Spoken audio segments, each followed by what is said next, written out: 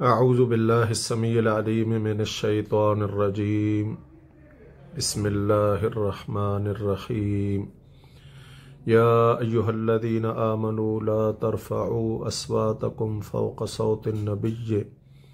ولا تجہروا له بالقول کجہر بعضکم لبعض ان تحبط اعمالکم وانتم لا تشعرون۔ اے لوگو جو ایمان لائے ہو، اپنی آوازیں نبی صلی اللہ علیہ وسلم کی آواز کے اوپر بلند نہ کرو، اور نہ بات کرنے میں اس کے لیے آواز اونچی کرو تمہارے بعض کے لیے آواز اونچے کرنے کی طرح۔ ایسا نہ ہو کہ تمہارے اعمال برباد ہو جائیں اور تم شعور نہ رکھتے ہو۔ یا ایھا الذین آمنوا لا ترفعوا اصواتکم فوق صوت النبی۔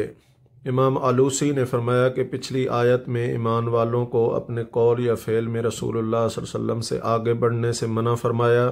اس آیت میں آپ کے سامنے بولنے کی کیفیت میں بھی آپ سے بڑھنے کو منع فرما دیا۔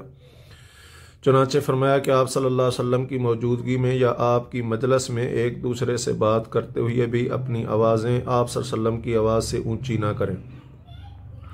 صحیح بخاری میں اس آیت کا شان نزول بیان ہوا ہے۔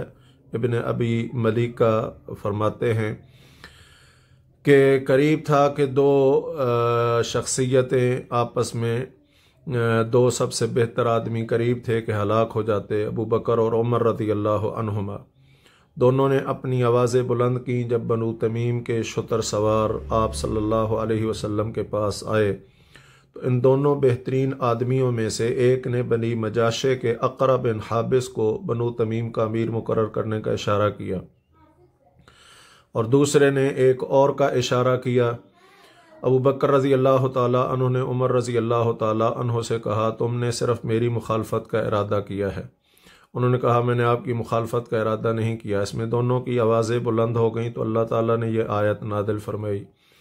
اے لوگو جو ایمان لائے ہو، اپنی آوازیں نبی کی آواز سے اوپر بلند نہ کرو۔ عبداللہ بن زبیر رضی اللہ تعالیٰ عنہ فرماتے ہیں، اس کے بعد عمر رضی اللہ تعالیٰ عنہ انتہائی آہستہ آواز میں بات کرتے، یہاں تک کہ نبی صلی اللہ علیہ وسلم کو دوبارہ پوچھنا پڑتا۔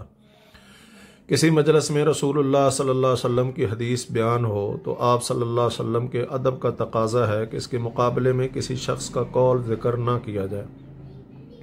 اور نہ اسے رد کرنے کے لیے کسی قسم کے عقلی ڈھکوسلے پیش کیے جائیں، کیونکہ یہ بھی آپ صلی اللہ علیہ وسلم کی آواز سے اپنی آواز اونچا کرنا،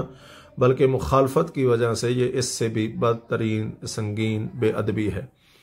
بعض لوگوں کا معاملہ بڑا عجیب ہے کہ وہ لوگوں کو باور کرواتے ہیں کہ رسول اللہ صلی اللہ علیہ وسلم کی مجلس میں موجود ہیں، پھر اتنی اونچی آواز سے بولتے ہیں کہ سننے والوں کے کانوں کے پردے پھٹنے کے قریب ہوتے ہیں۔ اس کے باوجود رسول اللہ صلی اللہ علیہ وسلم سے محبت کے واحد اجارہ دار بھی بنے ہوئے ہیں، حالانکہ نہ رسول اللہ صلی اللہ علیہ وسلم اب کسی مجلس میں موجود ہوتے ہیں یا تشریف لاتے ہیں، اور نہ ہی آپ کو موجود سمجھتے یا آپ کی محبت یا ادب میں اتنی بلند آواز کے ساتھ بولنے کی کوئی گنجائش ہے۔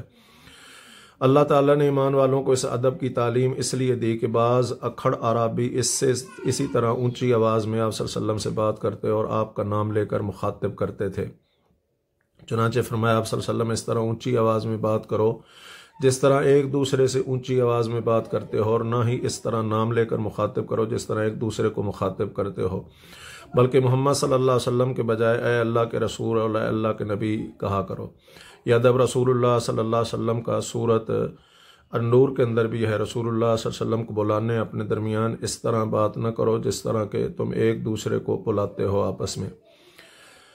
اللہ سبحانہ و تعالیٰ نے بھی نبی کریم صلی اللہ علیہ وسلم کے اس ادب کا خیال رکھا، اس لیے یا ایھا الرسول یا ایھا النبی کہہ کر پکارا، یا محمد کہہ کر نہیں پکارا، حالانکہ دوسرے انبیاء کو اللہ سبحانہ و تعالیٰ نے جیسے یا نوح ہو یا عیسیٰ یا مریم نام لے کر جو ہے وہ باقاعدہ پکارا ہے۔ ان تحبط اعمالکم وانتم لا تشعرون، اس سے معلوم ہوا کہ نبی صلی اللہ علیہ وسلم کی موجودگی میں آپ کی آواز سے آواز اونچی کرنا یا آپ سے ایسے لہجے میں بات کرنا جس سے آپ کی توقیر و تقریر میں فرق آتا ہو، اعمال ضائع ہو جانے کا موجب ہے، خواہ یہ کام کوئی مومن ہی کیوں نہ کرے، کیونکہ ساتھ ہی فرمایا وانتم لا تشعرون، اور تم شعور نہ رکھتے ہو۔ منافقین تو ایمان سے خالی تھے، اس لیے وہ جان بوجھ کر آپ سے گستاخی کے ساتھ پیش آتے تھے اور انہیں اپنے اعمال کے ضائع ہونے کی کوئی فکر بھی نہیں تھی۔ اس آیت سے یہ بھی معلوم ہوا کہ بعض اعمال ایسے منحوس ہیں کہ وہ اعمال صالحہ کو بھی ضائع کرنے کا باعث بن جاتے ہیں، خصوصاً جن میں اللہ تعالیٰ یا رسول اللہ صلی اللہ علیہ وسلم کی بے ادبی پائی جائے، کیونکہ وہ اللہ تعالیٰ کے غضب کا موجب ہوتے ہیں۔ ابن کثیر نے فرمایا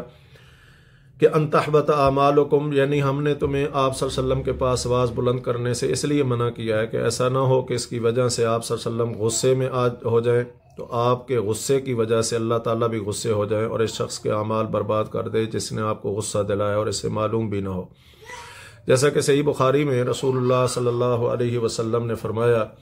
کہ بندہ اللہ کو راضی کرنے والی کوئی بات کرتا ہے جس کا وہ کوئی دھیان نہیں کرتا، تو اللہ تعالیٰ اس کی وجہ سے اس کے کئی درجات بلند کر دیتا ہے، اور بندہ کو غصہ دلانے والی اللہ کو غصہ دلانے والی کوئی بات کرتا ہے جس کا وہ کوئی بے دھیان نہیں کرتا، اس کی وجہ سے وہ جہنم میں گرا دیا جاتا ہے۔ اس آیت کے بعد صحابہ کرام رضوان اللہ علیہ مجمعین آپ صلی اللہ علیہ وسلم کے پاس آواز بلند کرنے سے کس قدر ڈرتے اور اس سے بچتے تھے، اس کا اندازہ ایک تو عمر بن خطاب رضی اللہ عنہ کے عمل سے ہوتا ہے جس کا تذکرہ اسی آیت کی تفسیر کے پہلے فائدے میں ہوا ہے۔ اس کے علاوہ رسول اللہ صلی اللہ علیہ وسلم کے خطیب ثابت بن قیس رضی اللہ تعالی عنہ کا رویہ بھی اس کی ایک مثال ہے۔ انس بن مالک رضی اللہ تعالی عنہ فرماتے ہیں جب یہ آیت اتری تو ثابت بن قیس رضی اللہ تعالی عنہ کی آواز بہت بلند تھی، وہ کہنے لگے میں ہی اپنی آواز رسول اللہ صلی اللہ علیہ وسلم کی آواز سے بلند کیا کرتا تھا، میرا عمل تو ضائع ہو گیا، میں اہل نار سے ہوں۔ اور وہ غمگین ہو کر گھر میں بیٹھ گئے۔ رسول اللہ صلی اللہ علیہ وسلم نے انہیں نہ دیکھا تو ان کے بارے میں پوچھا، کچھ لوگ ان کے پاس گئے اور ان سے کہا رسول اللہ صلی اللہ علیہ وسلم تمہیں تلاش کر رہے تھے، تمہیں کیا ہوا؟ کہنے لگے میں ہی ہوں جو اپنی آواز نبی صلی اللہ علیہ وسلم کی آواز سے بلند کرتا تھا اور اونچی آواز سے بات کرتا تھا، میرا عمل ضائع ہو گیا اور میں اہل نار سے ہوں۔ لوگوں نے آ کر رسول اللہ صلی اللہ علیہ وسلم کو ان کی بات بتائی تو نبی صلی اللہ علیہ وسلم نے فرمایا نہیں بلکہ وہ اہل جنت سے ہے۔ انس رضی اللہ تعالیٰ عنہ نے فرمایا پھر ہم انہیں اپنے درمیان چلتا پھرتا دیکھتے تھے اور جانتے تھے کہ وہ جنتی ہے۔ تو جب یمامہ مسلمہ کذاب سے جنگ کا دن ہوا تو ہم میں پیچھے ہٹنے کے کچھ آثار ظاہر ہوئے۔ ایسے میں ثابت بن قیس رضی اللہ تعالیٰ عنہ آئے، انہوں نے میت والی خوشبو لگا رکھی تھی اور کفن پہنا ہوا تھا۔ کہنے لگے تم نے اپنے ساتھیوں کو پیچھے ہٹنے کی بہت بری عادت ڈال دی ہے، یہ کہہ کر لڑنے لگے حتیٰ کہ قتل کر دیے یعنی شہید کر دیے گئے۔ تفسیر ابن کثیر کے محقق لکھتے ہیں کہ ثابت بن قیس رضی اللہ عنہ کو یہ خیال اس لیے ہوا کہ بنو تمیم جن کے بارے میں یہ آیات اتری ان کے سامنے رسول اللہ صلی اللہ علیہ وسلم کی طرف سے انہوں نے ہی خطبہ دیا تھا۔